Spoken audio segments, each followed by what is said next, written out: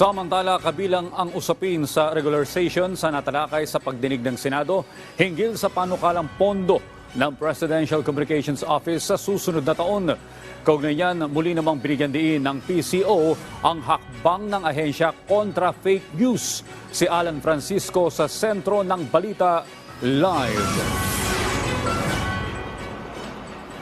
Audrey, aprobado na ng Senate Subcommittee on Finance ang panukalang budget ng PCO o ng Presidential Communications Office para sa susunod na taon na nagkakalaga ng 1.79 billion pesos. Pero bago yan, Audrey, sumalang muna sa pagdinig ang ahensya na pinamunuan ni Senator JV Ercito at dumalo rin si Senador Raffy Tulfo. Sa pagdinig, unang binigyang diin ni Senador JV at Senador Raffy ang kahalagahan ng mandato ng PCO para maipakalat ang mga programa at polisiya ng pamahalaan, partikular na administrasyon ni Pangulong Ferdinand R. Marcos Jr. Unang inungkat ni Senador Raffy ang PTV na pinanggalingan aniya noon. Muling inilahad ng senador ang mga concern na nilapit sa kanya ng mga PTV employee noong nakaraang taon. At dito ay sinabi ni PCO Secretary Chelo Garafil na natutugunan na ang mga concern ng empleyado, partikular sa pag-aayos sa mga papeles sa regularization, mga kagamitan at iba pa.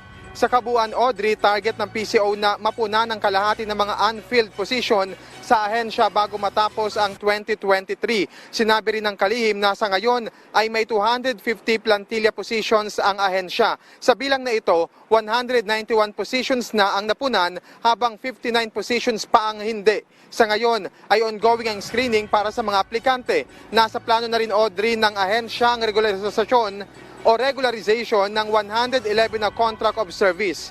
Ibinahagi rin ni Garafil na naisumite na nila sa DBM ang bagong structure ng PCO at target nila na pagdating ng 2024 o sa susunod na taon ay wala ng COS sa ahensya. Sa panig naman ng PTV, Audrey, pinurin si Senador Raffy ang bagong General Manager ng State Network na si GM Ana Puod.